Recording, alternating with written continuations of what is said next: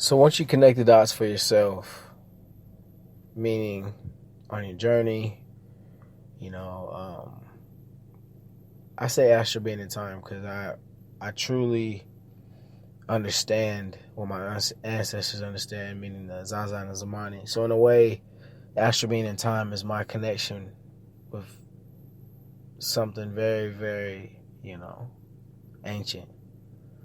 As I was saying, so when we connect the dots for ourselves, like after we get done connecting all the dots, and when you feel that moment of like, it doesn't even make sense to connect the dot anymore. I can't explain it. You'll just know when you're in that moment, when you're that person always wants to understand something, you're still connecting dots. It's okay. Nothing wrong with that. Connect them dots.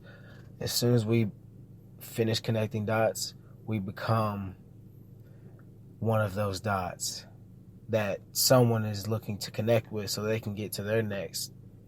We become a part, we get to the other side. First, the other side of you connecting the dots is you being the dot that people are connecting to get to the next dot. Now, there's two ways we can look at that. Like, wow, it was fun. It seems like it's all fun, when you're connecting dots and you're finding all these things out. It's like so cool. And then, and then when you become the dot, it's two ways you can look at it. You're like, that's essentially you being the center of the universe. If you think about it like a point, you are the center now. And there's another way I'm going to explain it, but there's two ways we can look at it. Is, I feel bad. I feel bad about being the center of the universe.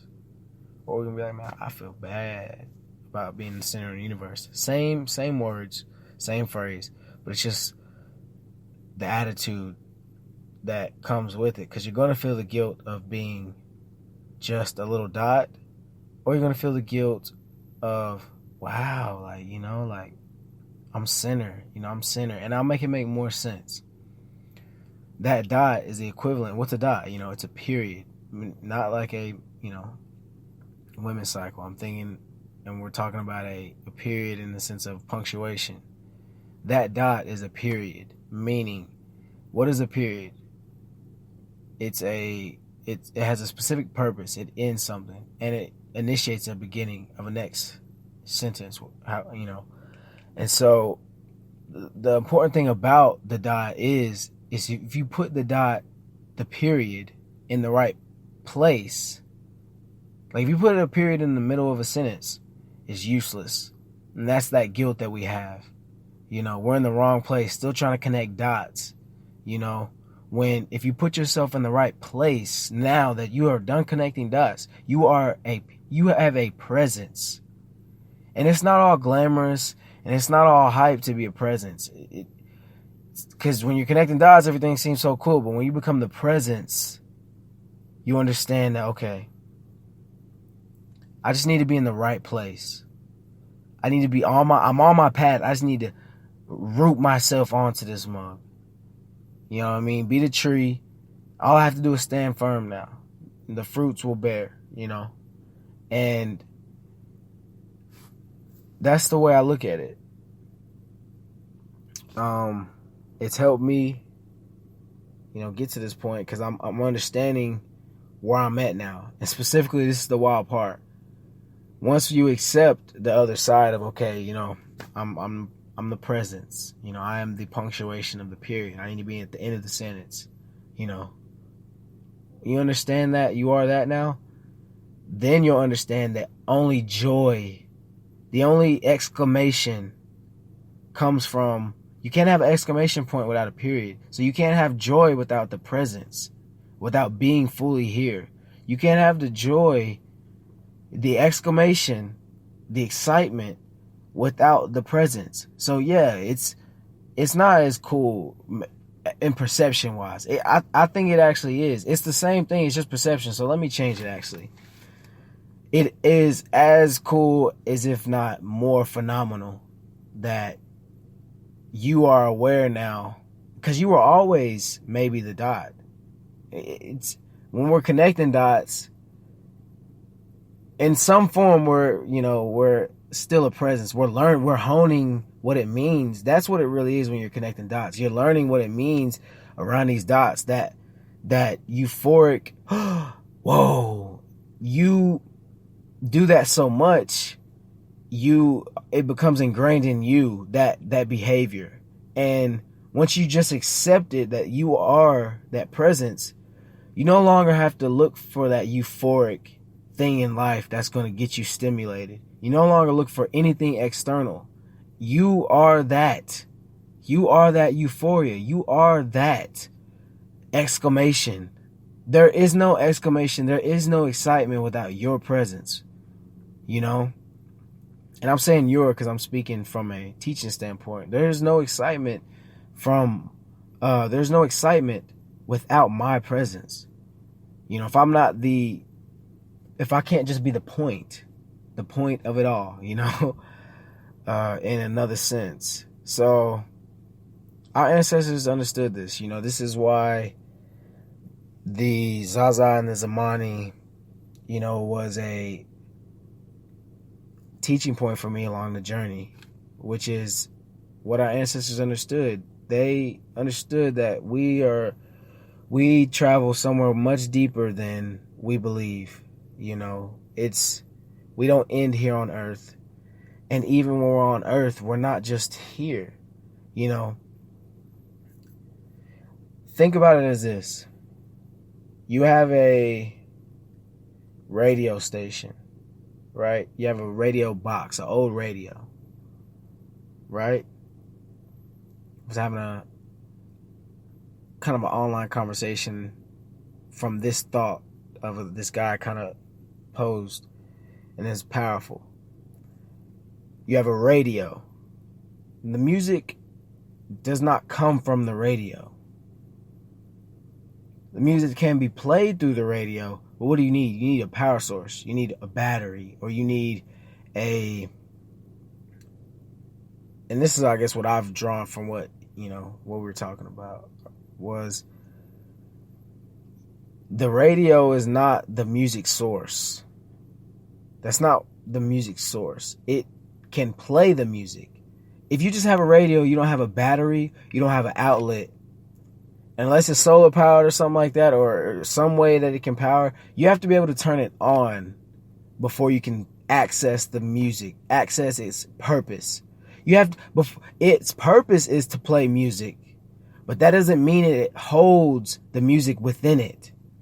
And so think of it like this: cognition, our awareness, and our consciousness. It is not something that we don't hold that within us. No, that's not how it works. Think about it like the radio. If the cognition and the consciousness is the music, there's something that has to power us. We have to turn it on. We have to turn ourselves on for that consciousness, for that awareness, for that cognition to work, for that music to start playing. We've got to have some source. We got to have something to turn us on, not sexually. Chill. We got to have something to activate us. And so, yeah, it's really wild when you think about it like that. That's why I say our people were connected, meaning that's why we danced. That's why we were into so many movements of sorts and journeys, however that may be. We understood that we are everything. In life, we are death. And in death, we are life. Meaning, how can people still talk about you as if you are there when you're gone? How can people do that? Because that is what, and when we're living, we're dying. We don't know it, but that's why we remembered how someone lives after they've died, because life is truly death. We're always in a disintegration. We're always like a car off the lot. Once you drive it off the lot, it's always depreciating. So you want to take care of it as long as you can. As long as you can. We're always, depreciating, and it's, if we can just get with ourselves, meaning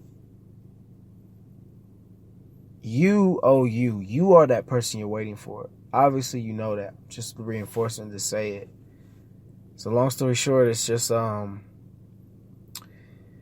we begin to see ourselves now, after connecting dots for so long, and we've went through the healing process, and we still know there's so much legwork to do for our people, and I'm speaking specifically for my people. And if you're my people, you're going to know what I'm talking about. I ain't got to speak on that no more, because now we're in a place where we must live. We must live for our ancestors. Our ancestors, they were shackled so that I could dance freely. And I'm not saying it was a cause and effect, but God, dog, that's a cause and effect. Why am I dancing? Because my people's land was stolen from them. I have different people. I'm every race. I have every race in me. So I'm not negating any people. My people were the ones that stole the land too. It's crazy. It's crazy. My people stole the land. My people lost the land. My people were taken away from a land. My people are in a completely different land at war.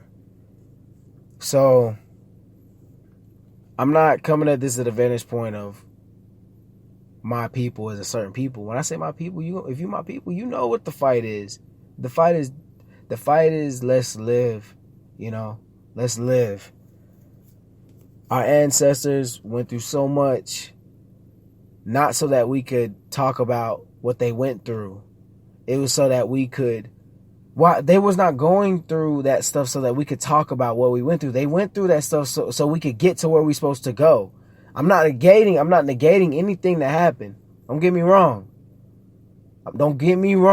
We need to know. However, we are the dream of our ancestors. We are the living reality now. We are our ancestors. And if our ancestors were here, they would not be talking about what they went through. They would, I'm telling you, they would fortify us. All these resources and all of us together so close. Come on now. They will fortify. Yes, we would use that as not even motivation. It would be our morale to understand our history. We would tell through stories. We would know ourselves. Don't get me wrong. It's not like we're not going to teach ourselves of what happened.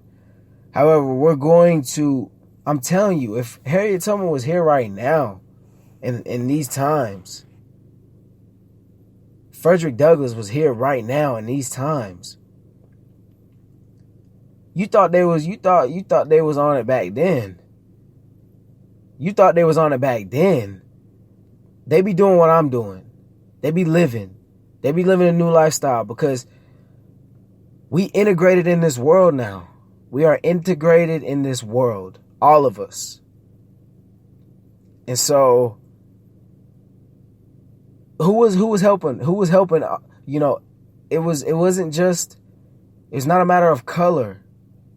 It was a matter of good and evil. I'll say phenomenal and just terrible. Because there was some phenomenal people who didn't look like my skin shade that were helping people who looked like my skin shade. Even if the people that look like my skin shade weren't even in a bad spot. They were being assisted by certain people that, didn't have to do it. But they knew they had to do it. They knew that there was a side they needed to be on. And inevitably, there are no more sides. Like, I can't choose a side. I physiologically, genetically cannot choose a side because I have all the sides within me. So I'm not telling anybody to pick sides. I'm literally here because I am one wave.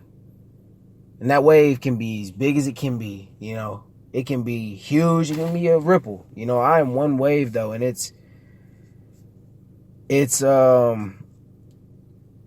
it's my honor to be able to just do what I can, I don't need anybody, I don't.